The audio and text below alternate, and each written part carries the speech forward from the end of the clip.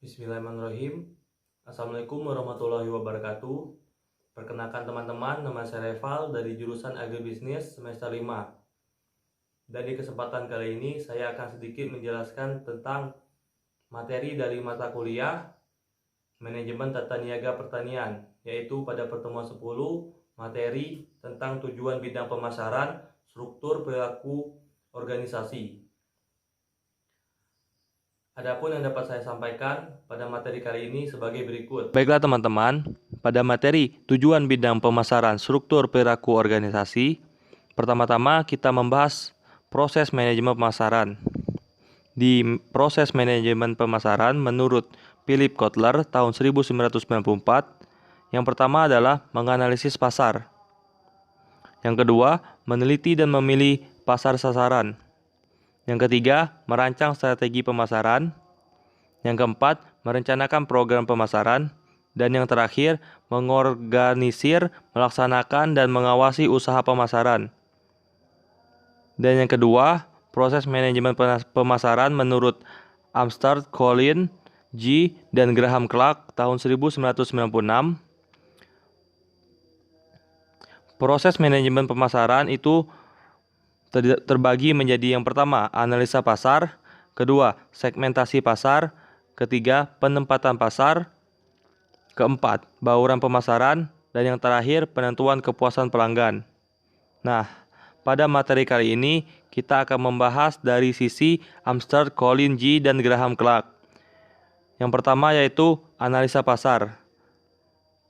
Dimulai dari suatu pernyataan yang ditujukan pada apa yang dibeli pelanggan, yaitu produk yang bernilai melalui proses penjualan dan presentasi produk.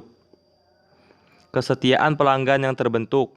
Selain itu, perlu juga diperhatikan faktor-faktor yang melekat pada produk yang menjadikan konsumen tetap menggunakannya. Yang kedua, segmentasi pasar. Pelayanan serta pemenuhan akan kebutuhan pelanggan sudah semestinya mendapatkan suatu perhatian yang sangat besar serta terus-menerus dari si pemasar, agar sesuatunya bisa berjalan dengan efisien dan efektif. Maka diperlukan suatu segmentasi pasar yang jelas untuk menempatkan produknya di pasar.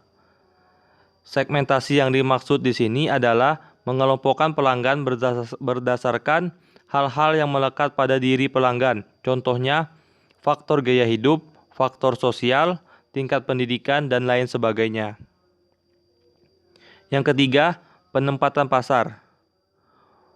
Untuk menempatkan produk di pasar serta mampu diserap oleh konsumen, pemasar harus jeli dalam melihat hal-hal yang diinginkan oleh pelanggan sesuai dengan persepsi serta harapan-harapannya. Hal ini berguna sekali agar lingkungan yang digunakan untuk mengetahui seberapa baik kinerja perusahaan di pasar segmen serta melalui penelitian pasar, sehingga mampu menyimpulkan perbandingan antara kelemahan dan kekuatan di tiap segmen, serta melihat kesempatan dan ancaman dari luar perusahaan. Yang keempat, bauran pemasaran. Bauran pemasaran merupakan suatu gabungan dari beberapa unsur kombinasi yang saling berkaitan dengan memungkinkan kita mendapatkan pelanggan yang sesuai dengan target. Maksud dari penyusunan bauran pemasaran adalah menerapkan strategi untuk menempatkan produknya sedekat mungkin dengan yang diinginkan pasar di tingkat pasar sasarannya. Yang terakhir adalah kepuasan pelanggan atau kepuasan konsumen. Puas atau tidak terhadap prestasi suatu produk sangat tergantung pada prioritas, harapan serta pembobotan terhadap unsur-unsur yang dituntut serta dianggap penting bagi konsumen. Nah, selanjutnya ada pembagian antara pemasaran dan para pemasar. Konsep pasar pada akhirnya mengantarkan kita pada rumusan yang lengkap tentang pemasaran. Pemasaran berarti kegiatan manusia yang berlangsung dalam kaitannya dengan pasar. Pemasaran berarti kerja dengan pasar untuk mewujudkan pertukaran antara potensial yang maksudnya memuaskan kebutuhan dan keinginan manusia. Jika satu pihak lebih aktif menciptakan situasi jual beli, maka pihak pertama disebut pemasar. Pemasar adalah seorang yang berusaha memperoleh sumber daya dari orang lain dan mau menawarkan suatu yang bernilai sebagai imbalannya. Pemasar selalu berusaha memperoleh tanggapan dari pihak lain, baik untuk menjual atau membeli sesuatu. Katakanlah, ada beberapa orang ingin membeli sebuah rumah yang sangat menarik dan baru saja muncul di pasar. Setiap orang yang ingin menjadikan pembeli akan mencoba memasarkan dirinya menjadi orang yang dipilih oleh penjual. Para pembeli ini sedang melakukan pemasaran. Bila kedua pihak sama-sama aktif mencari situasi pertukaran, kedua pihak adalah pemasar, dan situasi ini disebut pemasaran timbal balik. Yang selanjutnya adalah manajemen pemasaran dapat terjadi di sebuah organisasi dalam hubungan yang dengan pasar. Contohnya, sebuah pabrik mobil. Misalkan, wakil presiden personalia banyak berurusan dengan pasar tenaga kerja. Wakil presiden penjualan banyak berurusan dengan pasar bahan mentah. Wakil presiden keuangan banyak berurusan dengan pasar uang.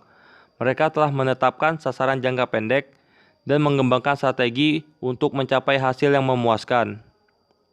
Tetapi, secara tradisional, para eksekutif ini tidak disebut pemasar. Mereka juga tidak memperoleh pelatihan tentang pemasaran. Namun, menurut sejarahnya, manajemen pemasaran disamakan dengan penanganan tugas dan personalia yang banyak berurusan dengan pasar pelangganan. Pemasaran di lingkungan pasar pelanggan dilaksanakan oleh manajer penjualan, perwakilan penjualan, manajer perikanan, dan promosi.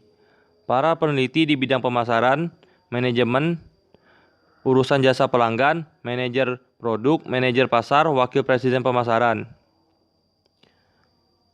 Manajer produk, manajer pasar, wakil presiden pemasaran, pengelola programan, pekerjaan mereka adalah menganalisis, merencanakan dan menerapkan program-program yang akan menghasilkan suatu tingkat transaksi yang diharapkan dan bauran transaksi dengan pasar-pasar target yang telah ditetapkan.